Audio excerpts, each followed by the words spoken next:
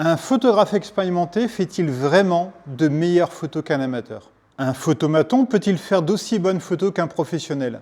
Et finalement, qu'est-ce qu'un client attend vraiment d'un photographe? La réponse ne se trouve peut-être ni dans votre appareil, ni dans la maîtrise technique. La technique ne sert à rien si elle n'est pas accompagnée de l'expérience du photographe. Je suis Pierre Magne, je suis photographe depuis plus de 20 ans. J'enseigne la photographie dans plusieurs écoles et j'organise des stages depuis plus de 15 ans. Si la photo vous intéresse et que vous souhaitez progresser, si vous voulez avoir une vraie vision du terrain et comment un vrai photographe avec de vrais clients travaille, abonnez-vous. Je vais vous raconter une petite histoire. Il y a quelque temps, 1 an à peu près, un ami, un bon photographe de la région, Yannick Balik, publiait sur les réseaux sociaux une photo où on voyait d'un côté une photo qu'il avait fait dans un photomaton et une photo qu'il avait fait dans son studio, en disant que rien n'interdisait pour les photos d'identité de faire des belles photos. Et là où c'était étonnant, c'est que, comme toujours en photo, tout tourne autour de la technique. La photo a toujours été considérée comme une technique. Et d'ailleurs, je me rends compte lorsque j'organise des stages que les gens sont très préoccupés sur la technique. Le matériel, la technique, la maîtrise technique. Mais ce que je vois moi dans la photo de Yannick Balik, c'est 2 choses. La première chose, c'est on considère que les gens sont capables de voir la différence entre une bonne photo et une mauvaise photo. Sous-entendu, un bel éclairage, une bonne technique par rapport à un éclairage qui est un peu plus mou, un peu moins judicieux. Déjà, je ne suis pas sûr de ça. Et là, vous allez vraiment très souvent vous faire avoir parce que vous partez du principe que ce que vous faites dans la vie de tous les jours, le fait que vous fassiez énormément de photos, que vous regardiez énormément de tutos sur Internet, que vous regardiez énormément de photos sur la construction de la lumière, eh bien tout le monde sait le faire, que n'importe qui a cette capacité. Un petit exemple, quand mes enfants étaient petits, je m'étais demandé s'ils arriveraient à faire la différence entre du bon jambon et de mauvais jambon. J'ai acheté un bon jambon, j'ai acheté un jambon bas de gamme, j'ai coupé les tranches en 2 et chacun en avait un. Et bien ils étaient tous d'accord pour dire que le meilleur c'était le jambon bas de gamme. Parce qu'il était plus rose, il était plus salé et ils préféraient. Et moi j'ai été dégoûté.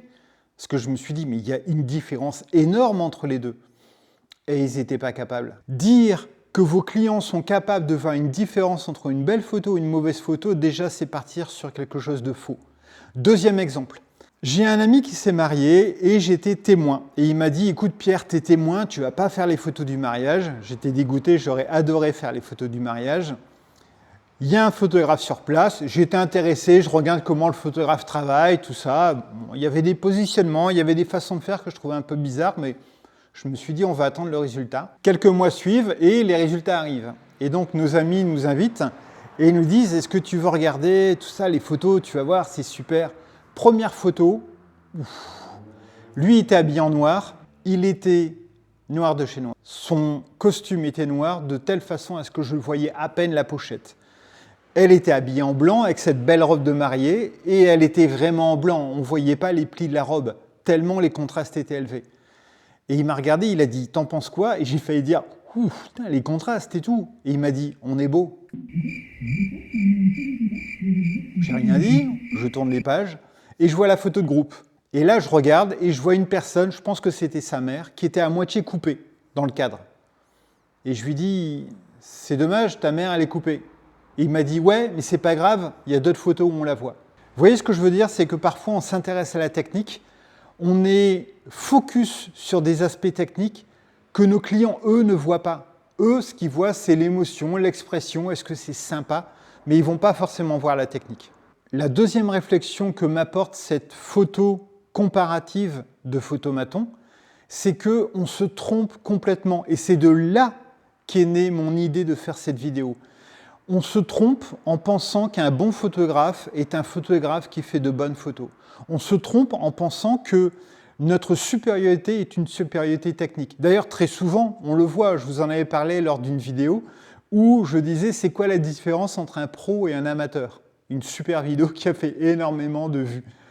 Et régulièrement, les gens disent un bon photographe fait des bonnes photos. Mais je ne suis pas d'accord. Je connais plein d'amateurs qui font des très belles photos. Je connais même des photographes qui font des photos qui sont vraiment très moyennes. Mais comme je vous l'ai dit plus tôt, Les photographes pros qui font des photos moyennes, la plupart du temps, les clients ne le voient pas. Ils ne se rendent pas compte de ça. Et deux, surtout, je pense que la vraie valeur ajoutée d'un photographe, ce n'est pas la technique, c'est tout ce qui va autour. Si on prend l'exemple simple du photomaton, je suis persuadé que le photomaton fait d'aussi bonnes photos qu'un photographe. Alors je ne dis pas qu'il fait des photos plus belles, mais je pense qu'elles sont aussi bonnes par rapport au but visé, c'est-à-dire faire une photo d'identité.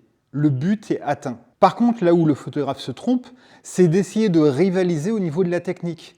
La technique importe peu. Lorsque je fais des photos de trombinoscope pour des entreprises, le but, ce n'est pas d'avoir une belle photo. Le but, c'est d'avoir quelqu'un qui n'est pas confiant, qui n'a pas envie de poser, que l'on dérange pendant son travail et qui va venir 3 minutes et je vais devoir faire des belles photos de lui, des photos où il se sentira bien et quand il va partir, il aura une telle bonne expérience qu'il va dire à tous ses collègues « vous devriez y aller, c'est super bien ». Et ça, le photomaton ne peut pas le faire. C'est là où on a de plus-value. Là où on a de plus-value, c'est accueillir la personne avec un sourire, lui dire comment se positionner, lui dire de se redresser, se tourner d'une certaine façon, dire « Ah, vous avez un petit cheveu sur l'épaule, on ne pourrait pas essayer sans lunettes, lever un peu le menton, incliner un peu la tête, un petit sourire, je te fais une petite blague pour te faire sourire, essayez de réfléchir à ce que vous avez mangé hier soir. » Plein de petites questions comme ça qui vont faire que les gens vont s'étonner, froncer les sourcils, rigoler ou se sentir un peu gênés. Ça, le photomaton ne peut pas le faire.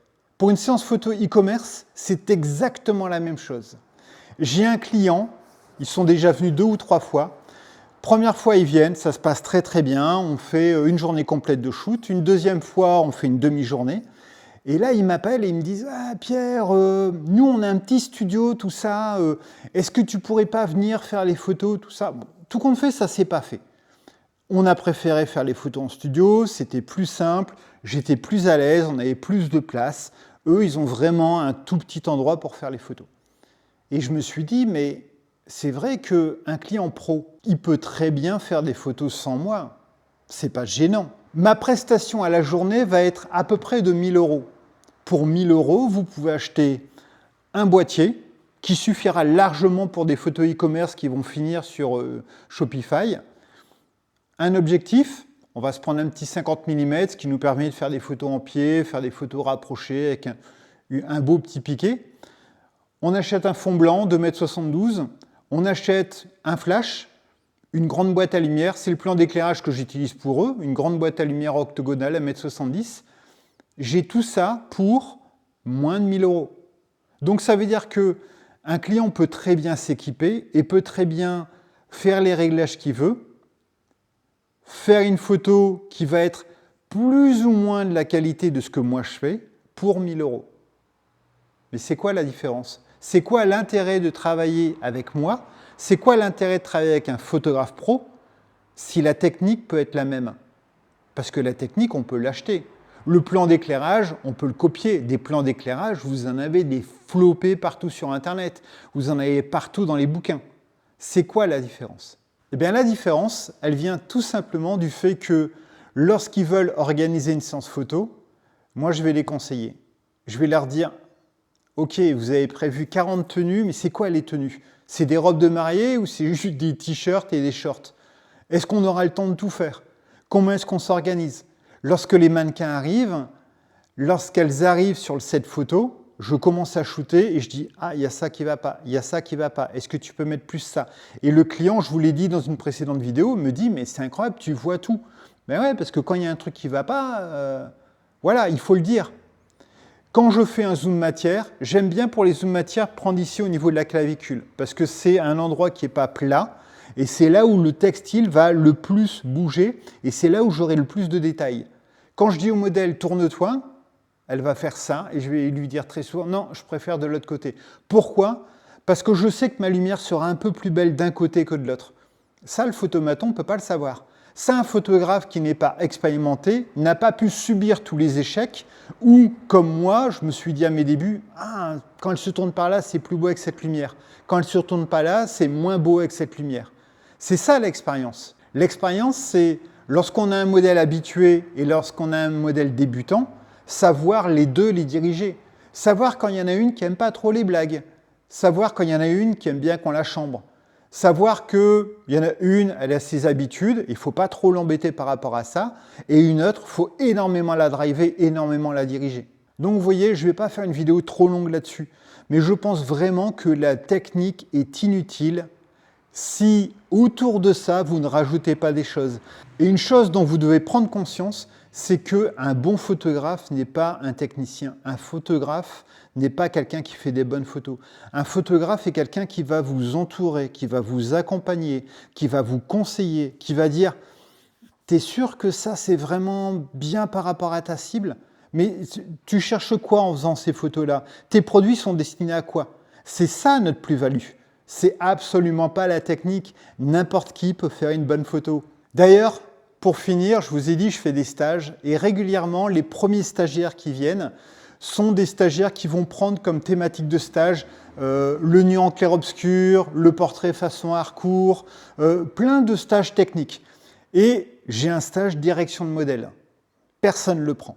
Souvent, les stagiaires font 1, 2, 3, 4 stages techniques.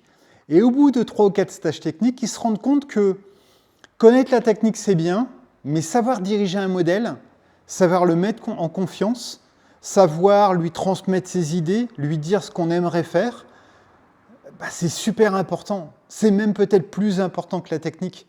Et tout d'un coup, la plupart des gens qui ont fait 3 ou 4 stages s'inscrivent au stage direction de modèle. Voilà, j'aimerais que vous me disiez en commentaire, est-ce que vous trouvez que mon argumentaire se tient? Est-ce que vous trouvez que la technique, c'est important, mais que tout le reste est vraiment quelque chose sur lequel il faut qu'on travaille? Est-ce que vous pensez que régulièrement, les photographes se mettent un peu trop en avant sur la grosseur de leur boîtier et le nombre de pixels?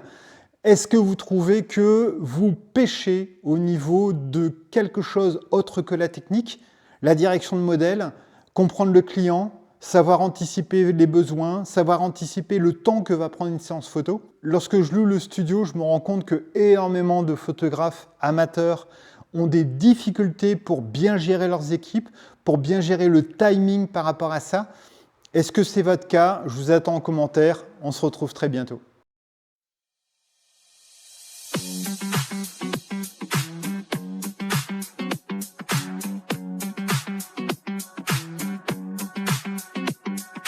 Feel the rhythm taking over, got that fire in my soul.